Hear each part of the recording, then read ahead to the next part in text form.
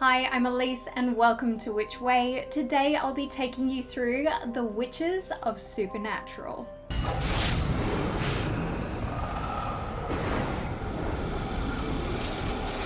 This review will contain spoilers on certain episodes, though not the major story arcs. Supernatural was created by Eric Kripke and first aired in 2005. 15 seasons later, it finally wrapped up in 2020. It stars Jared Padalecki as Sam Winchester and Jensen Ackles as Dean Winchester. The Winchester brothers travel around North America in their trusty Impala, whose boot is full of their arsenal of weapons used for hunting down the supernatural. Among them, witches. I'll be going through these witches in order of appearance, sort of, and only those specifically mentioned to be witches, as they aren't the only ones who can wield magic.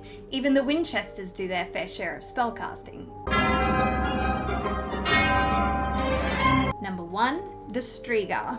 The first witch that appears is in Season 1, Episode 18, Something Wicked, itself referring to a quote by Shakespeare's Weird Sisters in the play Macbeth. The Winchesters hunt down the SHTRIGA.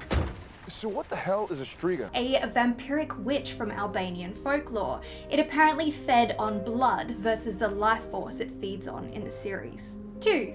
Astaroth's Kitchen Witches. We can take care of a few kitchen witches, thanks. It's not until Season 3 that we see witches again. In Episode 9, Malleus Maleficarum, named after the 15th century witch hunter's guide of the same name, we see some suburban women working some magic. It turns out these witches unwittingly made a pact with a demon, Astaroth, judging by the sigil they work with, leading into the stereotypical evil witches who sell their soul to gain their abilities.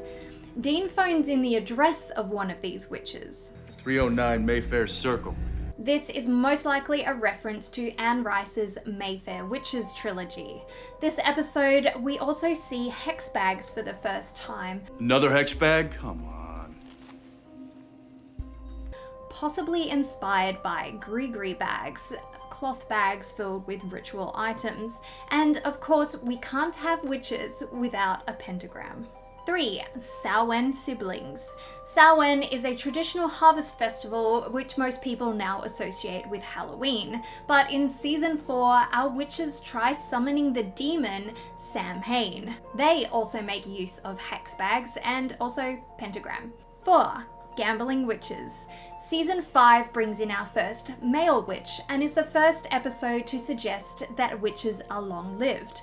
But that's because these witches trade in years. Leah and Patrick have gone through the centuries together, living off the years won from those wishing to extend from their own lives. Dean is now among these. In one of the spells written by these witches, given to the Winchesters to restore Dean's youth, they call on the Celtic gods Marponos and Susawes. Gera mi Marponis, Gia na Hogaloch. Gera mi Sukelis, Gia na Chima. 5. Ghosts and Geeks. While the Winchesters are trying to put a witch poltergeist to rest, a bunch of teens learn some spells from a very old book, which looks like it has some Kabbalistic symbols, which also show up in another book that Dean is researching later in the series. But apparently that means these teens are now mixed up in witchcraft and demons. Cue the satanic pentagram. Witchcraft, huh, Gary? You little satanic bastard. 6. The Starks. Season 7 brings in Spike and Cordelia from Buffy as Don and Maggie Stark, so pentagram. Maggie uses coins to focus her magic. Coins used in this way are referred to as touch pieces. Charisma Carpenter also appeared as a seer in the original Charmed series, and James Masters has appeared as a magic user in both The Order and Witches of East End. 7. Token Wiccan. Nora Havelock, helping out the Winchesters, brings in our first good witch character, so of course she has to be Wiccan. Well, if it isn't the Wiccan bitch of the West. So also pentagram. As with a majority of witches in this series, she knows Latin, so translates a book which has an image of witches summoning a storm inside. I wish I knew Latin because it would make this whole thing way easier. Latin. Not suspicious at all.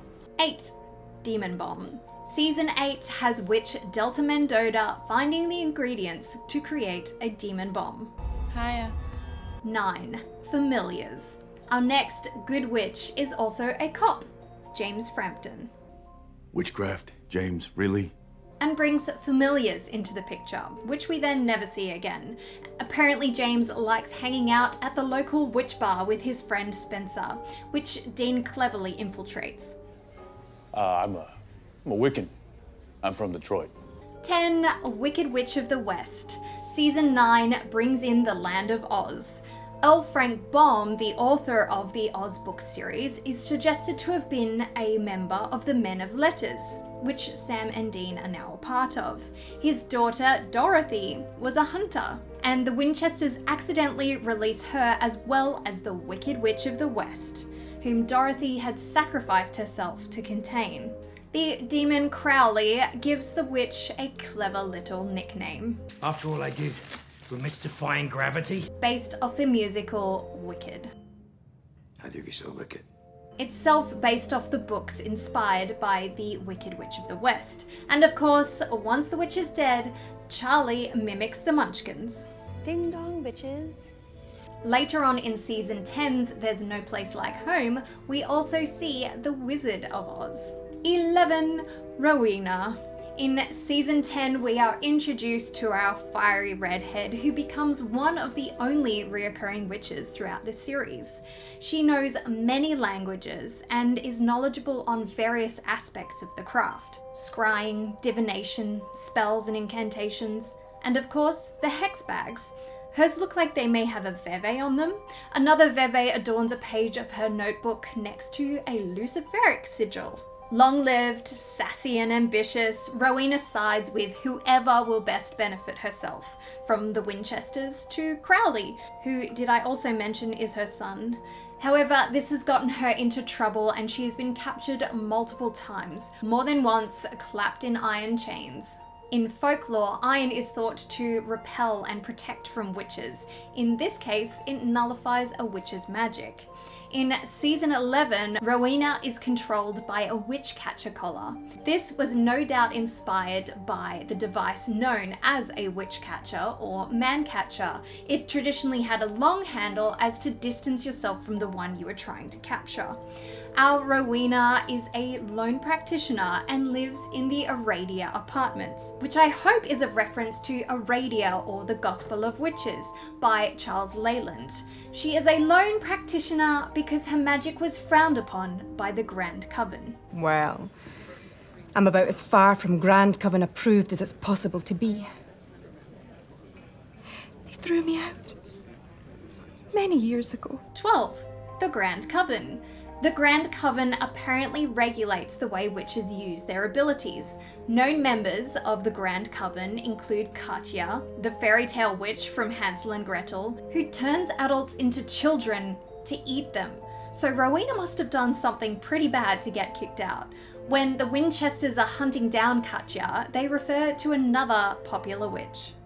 So we'll get you changed back, and then light Sabrina's ass up. The High Priestess of the Grand Coven is Olivette, whom Rowena has a personal vendetta against. When Rowena starts trying to recruit Grand Coven members for her new Mega Coven, she goes through the witches Charisse, Melody and Thomason, who have a very Maiden Mother crone look, as well as Claudette and Magda, none of whom seem keen to join.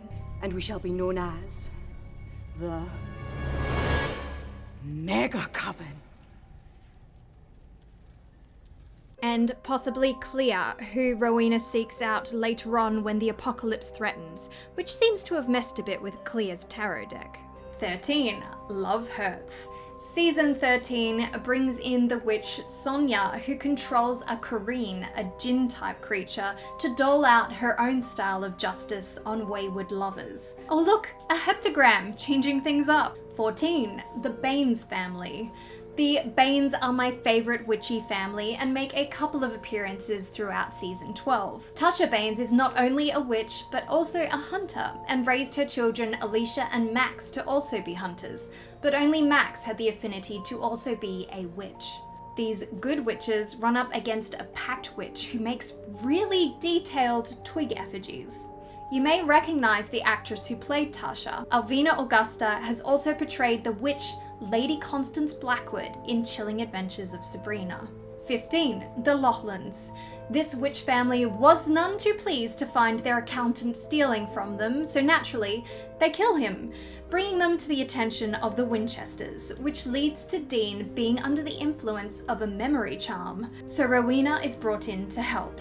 She was turned out by the Lochlans centuries ago and wants to help Dean by gaining access to their Black Grimoire. We only see a couple of pages from inside this tome. I'm really interested in this picture, so if anyone knows what it's from, let me know in the comments. We also have the Ogham alphabet in this book, and of course, a pentagram. 16. Daniela.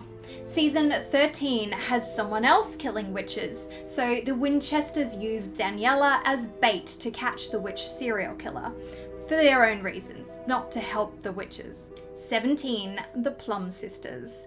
Jenny and Jamie Plum use love magic to get what they want, which includes the aforementioned Black Grimoire, which happens to be in the possession of the Winchesters.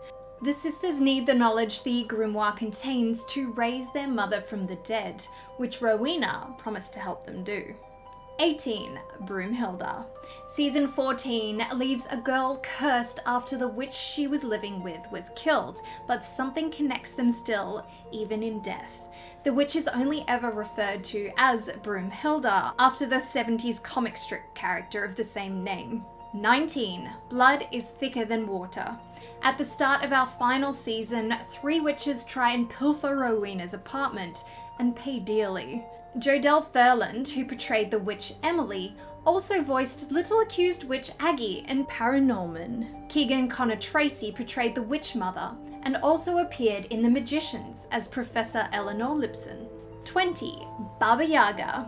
The Winchesters thought they destroyed this witch when they were children, but now it is back to haunt them. It turns out it is Baba Yaga, a witch from Slavic folklore, so I'm not sure what she's doing in the States. When Dean is looking for information on this witch, we see a depiction of Baba Yaga.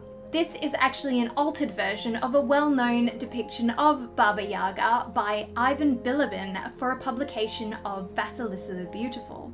This wraps up my Witches of Supernatural. It scores for lore, history, and the craft.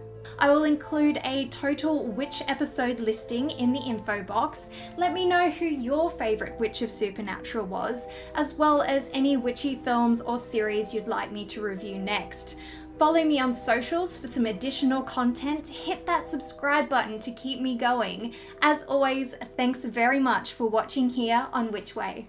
Friggin' witches, seriously, man, come on!